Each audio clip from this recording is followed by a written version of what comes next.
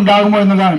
ബൈബിളിലെ യെശയ്യാ പ്രവാചകന്റെ പുസ്തകത്തിൽ ലോകത്തിൽ ഒരു ദിവസം കൊണ്ട് രാജ്യമുണ്ടാകുമോ എന്ന ബൈബിളിലെ പ്രവചനത്തിന് മറുപടിയായിട്ട് 2 ലോകമഹായുദ്ധങ്ങൾ ഉണ്ടായി. അന്നുണ്ടായ ഒരു പ്രശ്നമാണ് പലസ്തീൻ പ്രശ്നം. ഇങ്ങനെ നിങ്ങളിപ്പോൾ പത്രത്തിൽ വായിക്കുന്നില്ലേ, ഇസ്രായേൽ ഇറാൻ യുദ്ധം, ഇസ്രായേൽ ഹമാസ് യുദ്ധം, ഇസ്രായേൽ ഹെസ്ബുള്ള യുദ്ധം, ഇസ്രായേൽ HTS യുദ്ധം. ഈ യുദ്ധങ്ങളെല്ലാം ചേർന്ന് അവസാനം ഒരു 3ാം ലോകമഹായുദ്ധമായിട്ട് മാറും. ബൈബിളിൽ 1ഉം 2ഉം ലോകമഹായുദ്ധങ്ങൾ ബൈബിൾ പ്രവചനം പ്രകാരം നടന്നുവെങ്കിൽ 3ാം ലോകമഹായുദ്ധം ഇന്നുള്ള ഇസ്രായേലിന് ചുറ്റുമുള്ള 20ഓളം അറബി രാജ്യങ്ങളും 3ഓളം യൂറോപ്യൻ രാജ്യങ്ങൾ ചേർന്ന് ആക്രമിക്കും. ആ യുദ്ധത്തിൽ യഹൂദൻ ജയിക്കുകയും യഹൂദൻ അബ്രഹാം ഇസഹാക്കിന് യാഗം കഴിക്കാൻ കൊണ്ടുപോയ മോരിയ മലയിലുള്ള ഡോം ഓഫ് ദ റോക്ക് എന്നറിയപ്പെടുന്ന പള്ളി പിടിച്ചെടുത്ത് അവിടെ യഹൂദന്റെ പഴയ നിയമ ദേവാലയവൻ പണിയും. അതോട് 3ാം ലോകമഹായുദ്ധം അവസാനിക്കും. ലോകത്തിലൊരു വ്യക്തി ഭരണമേൽപ്പിക്കും. ഒരു വ്യക്തിയെ ഐക്യരാഷ്ട്രസഭ ചേർന്ന് ഭരണമേൽപ്പിക്കും 3 വർഷക്കാലം. 7 വർഷക്കാലമുള്ള ആ ഭരണത്തിൽ 3 വർഷക്കാലം നല്ല ഭരണമായിരിക്കും, ബാക്കിയുള്ള 4 വർഷക്കാലം മോശമായ ഭരണമായിരിക്കും. ഒരു ഭരണ സംവിധാനം വരാൻ പോകുന്നു. അതാണ് ഞങ്ങൾ പറയുന്നത്, യേശുക്രിസ്തുവിന്റെ വീണ്ടും വരവും കൊണ്ട് മുഴു ലോകത്തും ഒരു ഭരണ സംവിധാനം വരാൻ പോകുന്നു. ജീവിതത്തിൽ 131 കാര്യങ്ങൾക്ക് നിങ്ങൾക്ക് ആധാർ കാർഡ് ആവശ്യമായിട്ട് വരും. ഈ ആധാർ കാർഡ് ഇന്ത്യ രാജ്യത്ത് മാത്രമല്ല, അമേരിക്കയിൽ സോഷ്യൽ സെക്യൂരിറ്റി എന്ന പേരിലും, യൂറോപ്യൻ രാജ്യങ്ങളിൽ വെൽഫെയർ എന്ന പേരിലും, ചൈനയിൽ ഹുക്കോ കാർഡ് എന്ന പേരിലും, ഗൾഫ് രാജ്യങ്ങളിൽ ഹെൽത്ത് കാർഡ് എന്ന പേരിലും ഈ ആധാർ കാർഡുണ്ട്. അത് മാത്രമല്ല, നിങ്ങൾ 10 വർഷം കഴിഞ്ഞ് ഏതെങ്കിലും രാജ്യത്ത് നിങ്ങൾ പോകണമെങ്കിൽ നിങ്ങളുടെ കൈമേൽ സർക്കാർ ഒരു ചിപ്പ് പിടിപ്പിച്ചു തരും. ആ ചിപ്പ് നിങ്ങൾ വിമാനത്താവളത്തിൽ ചെല്ലുമ്പോൾ നിങ്ങളുടെ കൈ ആ വിമാനത്താവളത്തിലെ കമ്പ്യൂട്ടറിനെ നീട്ടി കാണിച്ചാൽ ഇത് ഇന്ന ജില്ലക്കാരൻ ഇന്ന പഞ്ചായത്തിൽ ഇത്ര നമ്പർ വീട്ടിൽ താമസിക്കുന്ന വ്യക്തി എന്ന് ആ വിമാനത്താവളത്തിലെ കമ്പ്യൂട്ടർ പറയുന്ന ഒരു ഭരണകാലഘട്ടം. പ്രിയമുള്ളവരെ, ഇത് ബൈബിളിലെ പ്രവചനമാണ്. ഇന്ന് ഈ ഡിജിറ്റൽ വൽക്കരണത്തിന്റെ ഭാഗമായിട്ട് അനേക സംഭവങ്ങൾ നടക്കുന്നുണ്ട്. നിങ്ങൾ കടയിൽ ചെന്നാൽ കടയിലൊരു GST നമ്പർ ഉണ്ട്, GST ഗുഡ് സർവീസ് ടാക്സ്. 140 രാജ്യങ്ങളിൽ 15 GST സംവിധാനം വന്നു കഴിഞ്ഞു.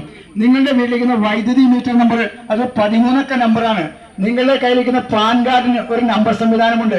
നിങ്ങളുടെ യാത്ര ചെയ്യുന്ന വാഹനങ്ങളെ യാത്രാ വാഹനവും ചരക്ക് വാഹനവും തിരിച്ച് ഒരു നമ്പർ സംവിധാനം വരാൻ പോകുന്നു. നിങ്ങളുടെ വീടുകൾക്ക് ഒരു നമ്പർ 14 നമ്പർ സംവിധാനം വരാൻ പോകുന്നു. പഞ്ചായത്ത് തിരിച്ചറിയാം, മുഴു രാജ്യത്തെയും വീടുകൾക്ക് ഒരു നമ്പർ സംവിധാനം. നിങ്ങളുടെ വീട്ടിൽ കിണറുണ്ടെങ്കിൽ ആ കിണറിന് നമ്പർ സംവിധാനം വരാൻ പോവുകയാണ്. കുടിവെള്ള ടാപ്പ് കണക്ഷൻ, ആ കുടിവെള്ള കണക്ഷൻ നമ്പർ സംവിധാനമല്ല, മറ്റൊരു സംവിധാനം വരാൻ പോകുന്നു. നിങ്ങളുടെ വീട്ടിൽ തെങ്ങുകൾക്ക് ഒരു സംവിധാനം വരാൻ പോകുന്നു. ബാങ്കിങ് മേഖലയിൽ ലോക ബാങ്കിന്റെ ഒരു ഭരണം നിങ്ങൾ കേട്ടില്ലേ? ലോക ബാങ്ക് ഭരിക്കാൻ പോകുന്നു. എന്തുകൊണ്ടാണ് ലോക ബാങ്ക് ഭരിക്കുന്നത്? കറൻസി നോട്ടുകളെ പിൻവലിച്ച് 1 വേൾഡ് 1 ആർമി 1 കിങ് എന്ന ഭരണത്തിലേക്ക് ലോകം നീങ്ങാൻ പോകുന്നു. നിങ്ങളുടെ ബാങ്കിൽ കിടക്കുന്ന സകല സമ്പത്തും ലോക ബാങ്ക് കണ്ടുകെട്ടും. നിങ്ങളുടെ വസ്തുവിന്റെ ആധാരം ഡിജിറ്റലായി കഴിഞ്ഞാൽ സർക്കാർ ഇപ്പോൾ 12 ലക്ഷം വീടുകൾ കേരളത്തിൽ താമസക്കാരില്ല. ഈ 12 ലക്ഷം വീടുകളും സർക്കാർ ഏറ്റെടുക്കാൻ പോവുകയാണ്. അങ്ങനെ നിരവധിയായ ഭരണമാറ്റങ്ങൾ വരാൻ പോകുന്നു. ഞങ്ങൾ പറയുന്ന 2 ഭരണ സംവിധാനം. ഒന്ന് യേശുക്രിസ്തുവിന്റെ 1000 ആണ്ട് വാഴ്ച, മറ്റൊന്ന് എതിർ ക്രിസ്തു എന്നറിയപ്പെടുന്ന റോമാ ഗവൺമെന്റ് 7 വർഷക്കാല ഭരണം. ഇതിൽ ഏത് ഭരണത്തിൽ വേണമെങ്കിലും നിങ്ങൾക്ക് പങ്കാളിയാകാം. യേശുക്രിസ്തുവിന്റെ ഭരണത്തിൽ നീ പങ്കാളിയാണെങ്കിൽ യേശുക്രിസ്തു എന്റെ പാപങ്ങൾക്ക് വേണ്ടി കാൽവരി ക്രൂശിൽ മരിച്ചു ഉയർത്തെന്ന ഹൃദയത്തിൽ വിശ്വസിക്കണം. യേശുക്രിസ്തു എന്റെ പാപങ്ങൾക്ക് വേണ്ടി കാൽവരി ക്രൂശിൽ മരിച്ചു ഉയർത്തെന്ന ഹൃദയത്തിൽ വിശ്വസിച്ച് വായ്കൊണ്ട് ഏറ്റുപറഞ്ഞ് വെള്ളത്തിലിറങ്ങി മുങ്ങി സ്നാനപ്പെടണം. യേശുക്രിസ്തു എന്റെ പാപങ്ങൾക്ക് വേണ്ടി കാൽവരി ക്രൂശിൽ മരിച്ചു ഉയർത്തെന്ന ഹൃദയത്തിൽ വിശ്വസിക്കണം. അത് വായ്കൊണ്ട് ഏറ്റുപറയണം. വെള്ളത്തിലിറങ്ങി മുങ്ങി സ്നാനപ്പെടണം. അങ്ങനെ വെള്ളത്തിലിറങ്ങി മുങ്ങി സ്നാനപ്പെടുന്നതിന് പരിശുദ്ധാത്മാവിന് ദാനം ലഭിക്കും. ആ പരിശുദ്ധാത്മാവിനെ അനുസരിച്ച് ജീവിക്കുന്നവൻ യേശുക്രിസ്തു 1000 വർഷക്കാലം ഭരിക്കുമ്പോൾ ഒരു ഭരണാധികാരിയായിട്ട് ഭരിക്കും. അത് വെറും ഒരു ഭരണാധികാരിയല്ല, ഒരു പഞ്ചായത്ത് പ്രസിഡന്റായിട്ട്, ഒരു താലൂക്ക് തഹസിൽദാരായിട്ട്, ഒരു MLA ആയിട്ട്, ഒരു MP ആയിട്ട്.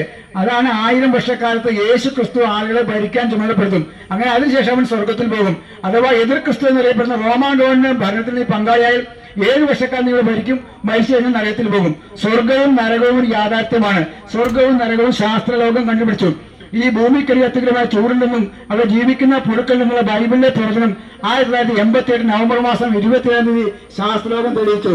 ഭൂമിയുടെ ആഴം 7927 മൈലാണ്. നമ്മൾ കിണർ കുഴിക്കുന്നവരെ കുറിച്ചാൽ 7927 മൈൽ കുഴിക്കാം. നോർവേ കണ്ടപ്പോൾ നുമ്മാറ്റൻ സംഘവും റഷ്യ കണ്ടോ കസാക്കോൺ സംഘവും ചേർന്ന് ഭൂമിയിൽ കുഴിച്ചു നോക്കി. 9 മൈൽ അഥവാ 14 കിലോമീറ്റർ കുഴിച്ചു കഴിഞ്ഞപ്പോൾ ഭൂമിയുടെ അടിയിൽ നിന്നും നരകത്തിന്റെ രാജാപുത്രയോട് പറഞ്ഞു, നിങ്ങൾക്ക് ഭൂമി കുഴിച്ചു നോക്കാൻ സാധിക്കില്ല. ശബ്ദം കേട്ട സ്ഥലത്ത് കമ്പ്യൂട്ടർ മുഖേന പരിശോധിച്ചപ്പോൾ ഭൂമിയിലെ സകല ഭാഷയിൽ നിന്നുള്ള മരിച്ചവർ നിലവിളിച്ചുകൊണ്ടിരിക്കുന്ന അതിദയനീയമായ ശബ്ദം കമ്പ്യൂട്ടർ പിടിച്ചെടുത്തു. ശാസ്ത്രലോകം വിധിയെഴുതി, ഭൂമിക്കടിയിലും നരകമുണ്ട്, നരകമുണ്ട് യാഥാർത്ഥ്യമാണ്. അത് മാത്രമല്ല, ഭൂമിക്ക് മുകളിൽ സൂര്യനെയും ചന്ദ്രനെയും നക്ഷത്രം കടന്നു വരുന്നത് ഒരു സ്വർഗരാജ്യമുണ്ട് എന്നുള്ള ബൈബിളിലെ പ്രവചനം ശാസ്ത്രം ശരിവെച്ചു. ഈ ഭൂമി 23 ഡിഗ്രി വടക്കോട്ട് ചെരിഞ്ഞ് 360 ഡിഗ്രി കറങ്ങുകയാണ്. എന്തുകൊണ്ട് ഭൂമി വടക്കോട്ട് ചെരിഞ്ഞിരിക്കുന്നു? ശാസ്ത്രം ചിന്തിച്ചപ്പോൾ സത്യവേദപുസ്തകമായ ബൈബിളിൽ ഉത്തരഗിരിയായ സിയോൻ പർവ്വതം ഉയരം കൊണ്ട് മനോഹരവും സർവ്വഭൂമിയിലും ആനന്ദമാണെന്ന് രേഖപ്പെടുത്തുന്നു. എന്ന് വെച്ചാൽ യേശു ക്രിസ്തു എന്റെയും നിന്റെയും പാപത്തിന് പരിഹാരമായി കാൽവരി ക്രൂശിൽ മരിച്ച് ഉയർത്തെഴുന്നിട്ട് ഉത്തരഗിരിയായ സിയോൻ പർവ്വതത്തിൽ ഇരിക്കുന്നതാണ്. തന്റെ സൃഷ്ടാവായ യേശുവിനെ ഭൂമി 23 ഡിഗ്രി വടക്കോട്ട് ചെരിഞ്ഞ് സദാസനം നമസ്കരിച്ചുകൊണ്ട് കറങ്ങുകയാണ്. അങ്ങനെ കറങ്ങുന്നതിന്റെ ഭാഗമായിട്ട് 23 ഡിഗ്രി വടക്കോട്ട് ചെരിഞ്ഞ് 360 ഡിഗ്രി കറങ്ങുന്നതിന്റെ ഭാഗമായിട്ട് ഭൂമി ഒരേ സമയം രാവുകൾ ഉണ്ടാകുന്നു. ഭൂമി യേശു ക്രിസ്തു തന്റെ സൃഷ്ടാവായ യേശുവിനെ സിയോൻ പർവ്വതത്തിരിക്കുന്ന യേശുവിനെ വടക്കോട്ട് ചെന്ന് നമസ്കരിച്ചുകൊണ്ടിരിക്കുന്നു. ആ ഭൂമിയിൽ നിന്ന് 78 ബില്യൺ നോട്ടിക്കൽ മൈലത്തിൽ തേജോപൂർണമായ ശോഭാപൂർണമായ ഒരു പട്ടണം ശാസ്ത്രലോകം കണ്ടെത്തി. അവരുടെ പേര് പുതിയ യെരൂശലേം എന്നാണ്. പ്രിയമുള്ള, സ്വർഗമുണ്ട്, നരകമുണ്ട്. മനുഷ്യൻ മരിച്ചു കഴിഞ്ഞാൽ മനുഷ്യർക്ക് വേർപെടുന്ന ആത്മാവിനൊരു തൂക്കമുണ്ട്. ഞങ്ങൾ വെറുതെ സുവിശേഷം പറയുകയല്ല. യേശു ക്രിസ്തു ഞങ്ങളെ രക്ഷിച്ചു, ഞങ്ങളെ വീണ്ടെടുത്തു, ഞങ്ങളുടെ പാപങ്ങളെ പരിഹരിച്ചു, ഞങ്ങളുടെ രോഗികളെ സൗഖ്യമാക്കി. ഞങ്ങൾക്ക് വേണ്ടി യേശു ക്രിസ്തു കാൽവരി ക്രൂശിൽ മരിച്ചു ഉയർത്തെഴുന്നു. ആ യേശു ക്രിസ്തു വീണ്ടും വരാൻ പോകുന്നു. ലോക സംഭവങ്ങളെല്ലാം യേശുവിന്റെ വീണ്ടും വരവ് വിളിച്ചറിയിക്കുന്നു. ഞങ്ങൾ ബാങ്കിങ് മേഖലയിൽ പറഞ്ഞല്ലോ, സകല ചെറിയ ബാങ്കുകൾ നിർത്തലാക്കാൻ പോവുകയാണ്. ഇന്ത്യ രാജ്യത്തെ 5 ബാങ്ക് മതി എന്ന് ലോകബാങ്ക് പറഞ്ഞിട്ട് ആ നിർദ്ദേശം നടപ്പിലാക്കുന്നതിന്റെ ഭാഗമായിട്ട് സ്റ്റേറ്റ് ബാങ്ക് ഓഫ് ഇന്ത്യയിലെ 28 ബാങ്കുകൾ ലയിച്ചു ചേർന്നു.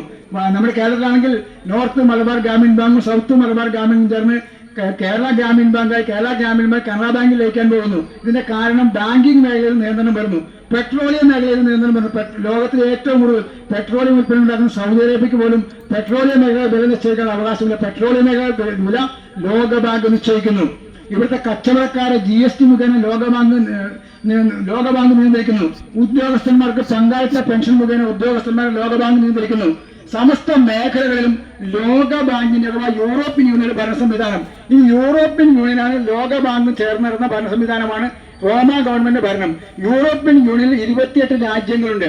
Italy, England, Germany, France, Netherland, Belgium, Ireland, Luxembourg, Spain, Greece, തുർക്കി തുടങ്ങിയ രാജ്യങ്ങൾ ചേർന്ന് ഒരു യൂണിയൻ ഉണ്ടായിട്ടുണ്ട്. അതാണ് യൂറോപ്യൻ യൂണിയൻ. അതാണ് ബൈബിളിലെ റോമ സാമ്രാജ്യം. ഈ 28 രാജ്യങ്ങളിൽ നിന്നും 10 ബലവാന്മാരായ രാജ്യങ്ങൾ പുറത്തു വരികയും അവർ ലോകത്തിന്റെ ഭരണമേൽപ്പിക്കും. ഒരു വ്യക്തി ഭൂലോകവും ഭരിക്കും. പ്രിയമുള്ള 2 ഭരണ സംവിധാനമുണ്ട്. ഇതിൽ ഏത് ഭരണത്തിൽ വേണമെങ്കിലും നിങ്ങൾക്ക് പങ്കാളിയാകാം. യേശുവിന്റെ ഭരണത്തിൽ നീ പങ്കാളിയായാൽ നീ മരിച്ചു കഴിഞ്ഞാൽ സ്വർഗത്തിൽ പോകും. അഥവാ ലോകബാങ്കിന്റെ ഭരണത്തിൽ പങ്കാളിയായാൽ നീ മരിച്ചു കഴിഞ്ഞാൽ നരകത്തിൽ പോകും.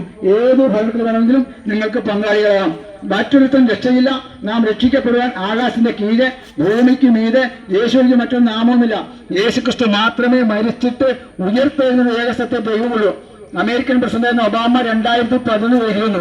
2011 എഴുതിട്ട് മഹാത്മാഗാന്ധിയുടെ ബലിപീഠത്തിൽ ഒരു പുഷ്പചക്രത്തിൽ നോക്കിയപ്പോൾ മഹാത്മാഗാന്ധിയുടെ കലറ അടഞ്ഞു കിടക്കുന്നു. എന്നാൽ യേശുവിന്റെ കലറ തുറന്നു കിടക്കുന്നു. യേശു മരിച്ചിട്ട് ഉയർത്തെഴുന്നു. അത് മാത്രമല്ല, സത്യവേദപുസ്തകമായ ബൈബിളിനെ കുറിച്ച് പറഞ്ഞാൽ ലോകത്തിൽ 2500 ഭാഷകളിൽ ഈ ബൈബിൾ പരിവർത്തനം ചെയ്തിട്ടുണ്ട്. ബൈബിൾ ഇത് 40ഓളം എഴുത്തുകാർ ചേർന്ന് 1500 വർഷം കൊണ്ട് എഴുതി ചേർത്ത ഒരു പുസ്തകമാണ്. ഇതിന്റെ ആദ്യ പുസ്തകം എഴുതിയ ആളെ അവസാന പുസ്തകം എഴുതിയ ആൾ തമ്മിൽ കണ്ടിട്ടില്ല. എന്നാൽ ആ ബൈബിളിലുടനീളം പരിശുദ്ധാത്മാവിന്റെ പ്രവർത്തനം ഉണ്ടായിട്ടുണ്ട്. ആ ബൈബിൾ നിങ്ങളുടെ കയ്യിൽ വന്നതിന്റെ കാരണം ലോകത്തിൽ ഒരു വലിയ ന്യായവിധി, ഒരു ശിക്ഷാവിധി വരുന്നു. ആ ശിക്ഷാവിധിയിൽ രക്ഷ പ്രാപിക്കുകയാണ് സുവിശേഷം. ആ ശിക്ഷാവിധിയിൽ നിന്നും യേശുക്രിസ്തുവിന് കൂടെ രക്ഷ, അതാണ് ഞങ്ങൾ പറയുന്നത്. മാത്രമല്ല, ഞങ്ങൾ ഈ ബൈബിളും ട്രാക്റ്റിലും സൗജന്യമായി കൊടുക്കുമ്പോൾ പലരും ഞങ്ങളെ കളിയാക്കാറുണ്ട്. കളിയാക്കിയുള്ള പലരും ഇപ്പോൾ വന്ന് സത്യവേദപുസ്തകമായി ബൈബിൾ പറയുന്നതാണ് ശരിയെന്ന് പറഞ്ഞു. പ്രിയമുള്ളവരെ, പറഞ്ഞ് അവസാനിപ്പിക്കട്ടെ. ഇതിന്റെ ആകെ തുക യേശുക്രിസ്തു വീണ്ടും വരാൻ പോകുന്നു. നിങ്ങൾ യേശുക്രിസ്തു എന്റെ പാപങ്ങൾക്ക് വേണ്ടി കാൽവരി ക്രൂശിൽ മരിച്ചു ഉയർന്നു വിശ്വസിക്കുക, വെള്ളത്തിൽ ഇറങ്ങി മുങ്ങി സ്നാനപ്പെടുക, പരിശുദ്ധാത്മാവിന്റെ അഭിഷേകം പ്രാപിച്ച് ജീവിക്കുക.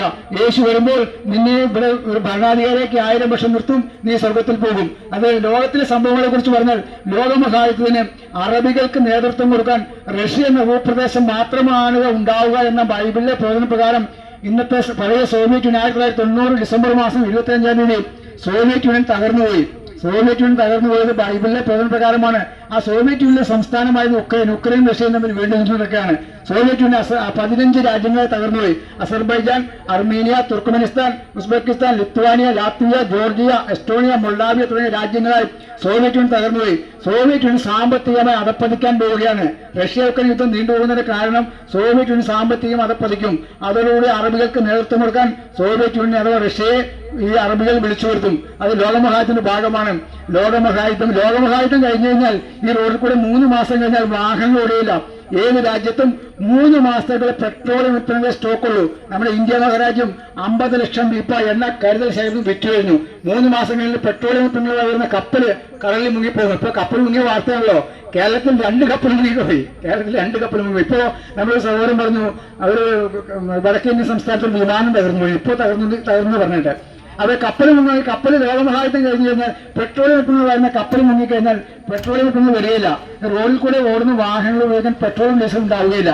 അതോടുകൂടി എന്ന് പറയുന്നത് രൂക്ഷമായ ക്ഷാമം വരും. രൂക്ഷമായ ക്ഷാമം എന്ന് വെച്ചാൽ അരിയും പരിപ്പും പയറൊന്നും കടകളിൽ വരികയില്ല. അങ്ങനെ വന്ന രൂക്ഷമായ ക്ഷാമം വരും. ആ ക്ഷാമത്തെ നേടുന്നതിന് വേണ്ടി ഐക്യരാഷ്ട്രസഭ കൊണ്ടുവരുന്ന ഒരു നിയമമുണ്ട്. അതാണ് ഭക്ഷ്യഭദ്രതാ നിയമം.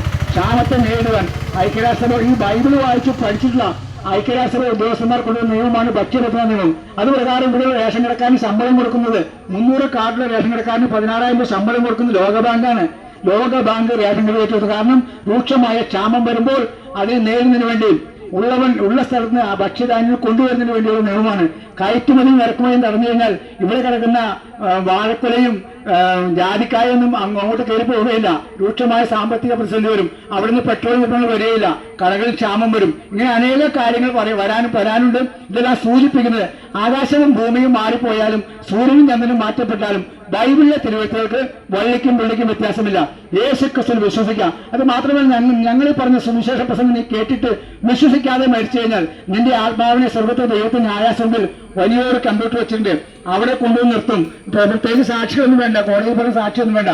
ആ കമ്പ്യൂട്ടർ മുമ്പിൽ നീ ജനിച്ചപ്പോൾ തുടങ്ങി മരിച്ചു വരെയുള്ള സകല കാര്യങ്ങൾ ആ കമ്പ്യൂട്ടറിൽ രേഖപ്പെടുത്തും. അതിനുശേഷം യേശുക്രിസ്തു എന്റെയും നിന്റെയും പാപത്തിന് പരിഹാരമായി കാൽവരി ക്രൂശിൽ മരിച്ച് ഉയർത്തുന്ന പ്രസംഗം നീ കേട്ടിട്ട് വിശ്വസിക്കാതെ മരിച്ചുകൊണ്ട് നിന്നെ നിത്യശിക്ഷാവിധിയാകുന്ന ഞങ്ങൾ നേരത്തെ പറഞ്ഞ തീപ്പൊഴിയിലേക്ക് തള്ളിക്കളയും. പ്രിയമുള്ളവരെ, ആ വാർത്ത കേൾക്കാതിരിക്കാൻ ഇപ്പോഴാവുന്ന രക്ഷാദിവസം, ഇപ്പോഴാണ് സുപ്രസാദ കാലം. അത് മാത്രമല്ല ഈ അന്ത്യകാലത്ത് 2-3 കാര്യങ്ങൾ കൂടി പറയട്ടെ. അന്ത്യകാലത്ത് മനുഷ്യർ ഉഗ്രന്മാരായി തീരുമെന്ന് പറഞ്ഞിട്ടുണ്ട്. എങ്ങനെ ഉഗ്രന്മാരായി തീരുമെന്ന് വെച്ചാൽ മയക്കുമരുന്നും